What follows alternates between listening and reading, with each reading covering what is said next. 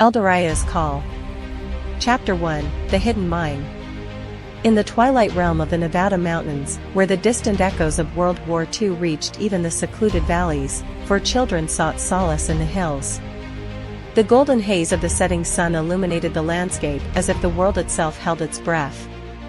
William Harrell, at the tender age of 12, led the quartet with a crew cut of fiery red hair that mirrored the intensity of his inquisitive spirit. His sister, Brandy, shy and thoughtful at 9, adorned herself with a cascade of long red hair that seemed to absorb the warmth of the fading sunlight. Joining the Harrell siblings were Peggy Zambini, a tomboy of 12 with bold tendencies and a mane of long blonde hair that gleamed like sunlight on a babbling brook. Completing the group was Dylan, a 9-year-old with a touch of overconfidence fueled by an incessant need to prove his capabilities.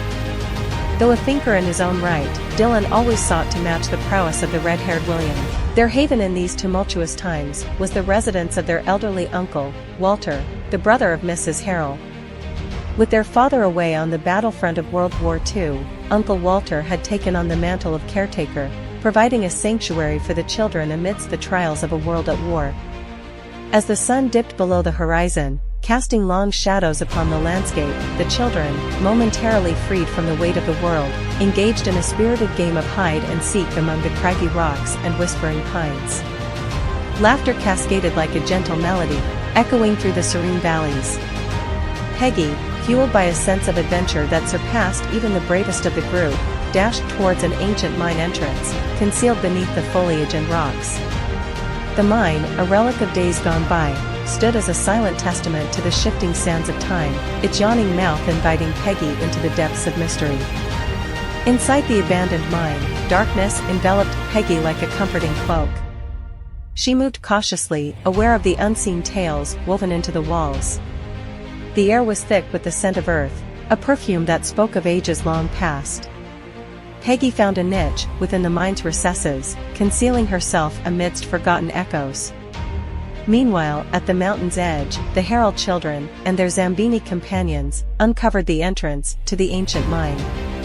The conversation among them buzzed like bees in a sunlit meadow, each child contributing to the lively hum of their shared curiosity. "Look at this, Brandy," William exclaimed, his finger tracing the contours of a tattered map discovered within the mine. The parchment bore the wrinkles of time, its secrets concealed beneath layers of dust and neglect.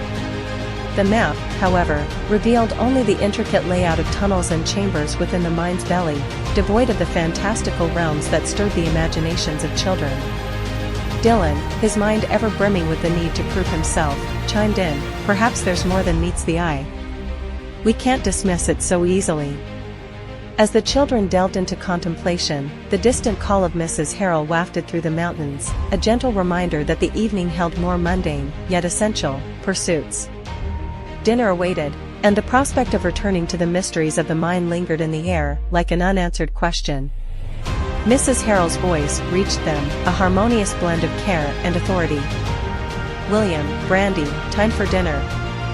The decision to return to the mine simmered in the hearts of the children, a collective agreement unspoken, but understood.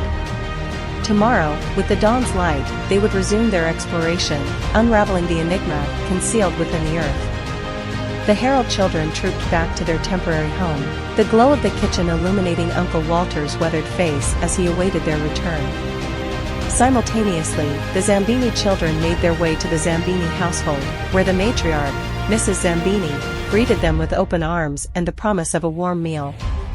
As the night draped its velvet cloak over the mountains, William, the ever-vigilant elder brother, found himself drawn to the map once more. In the soft glow of his room, he examined the parchment, tracing the labyrinthine pathways etched upon it. To his surprise, a cryptic notation caught his attention: "Strange energy around here, stopped digging." William's eyes widened with the realization that the mine harbored secrets beyond their understanding. Tomorrow's dawn held the promise of discovery, a journey into the heart of mystery that beckoned the children to tread where shadows and whispers intertwined. Chapter 2, The Old Tattered Map. The morning sun bathed the Nevada mountains in a gentle radiance, whispering secrets to the trees and caressing the earth with the promise of a new day. In the quietude of their respective homes, the four children prepared for the adventure that beckoned beyond the walls of familiarity. In the house of Uncle Walter, where the Harrell children resided during their father's absence in the throes of World War II, breakfast unfolded with the simple grace of familial routine.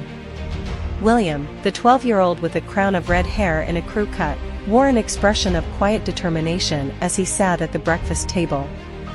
Beside him, his sister Brandy, thoughtful and shy at the age of 9, toyed with her food, her long red hair cascading like a veil over her face. Peggy Zambini, the tomboy of 12, exuded boldness with every movement, her long blonde hair a testament to her untamed spirit. Dylan Zambini, aged 9, sat with an air of overconfidence that masked the thoughtful mind beneath his exterior, a mind constantly seeking to prove its capabilities to the world. Breakfast consumed, the children gathered at the entrance of the mine, where shadows danced in anticipation. The air, tinged with the scent of earth and adventure, seemed to hum with the resonance of the unknown. William unfolded the map, its ancient creases whispering tales of forgotten explorers and untold mysteries. "Listen, everyone," William began, his voice a steady beacon amid the quietude of the morning. "Last night, I found something strange on the map. It says, strange energy around here, stopped digging. I think there's more to this mine than we thought." Peggy's eyes sparkled with excitement, and she grinned mischievously. "Strange energy? Sounds like magic to me. Let's check it out."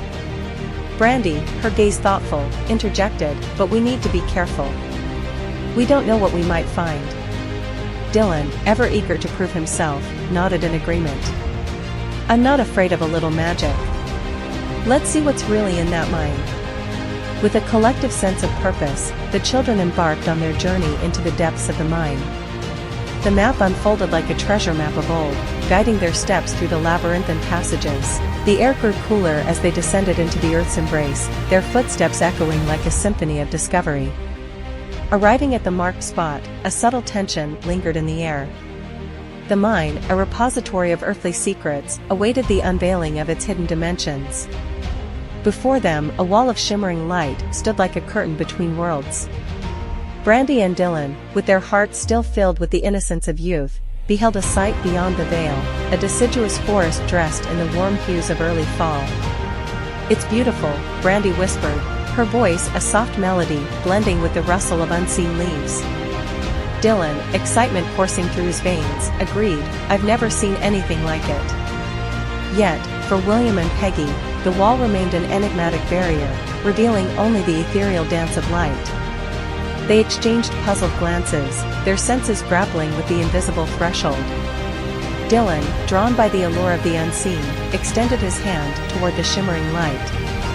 Brandy, the voice of caution, warned, "Be careful, Dylan. We don't know what lies on the other side." Undeterred, Dylan pressed forward, his hand breaching the boundary between the known and the unknown. To the astonishment of all, his fingers passed through the veil as if traversing an unseen doorway. A gasp rippled through the group, and Dylan's eyes widened with wonder. "It's like stepping into another world," he exclaimed. Peggy, overcome by curiosity, reached out to touch the wall of light, her hand unthrew as well, but she could still not see the forest. William observed with a furrowed brow, contemplating the nature of the magic that played tricks on perception. Brandy, thoughtful as ever, cautioned Dylan, "Just be careful. We don't know what might happen." Dylan, undeterred, stepped through the veil, disappearing from view. The forest beyond beckoned with a melody of rustling leaves and unseen wonders. The collective gaze of the remaining children shifted between the tangible and the mystical, teetering on the edge of a decision. After a moment of contemplation, the allure proved irresistible.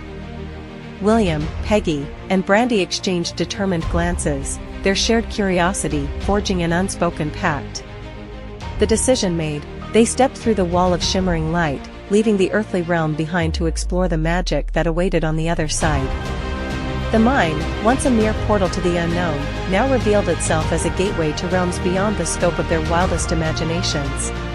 Come back next week to find out what the children find on the other side of the shimmering light. Also, please like this video, subscribe to this channel, and share this video and channel with your friends.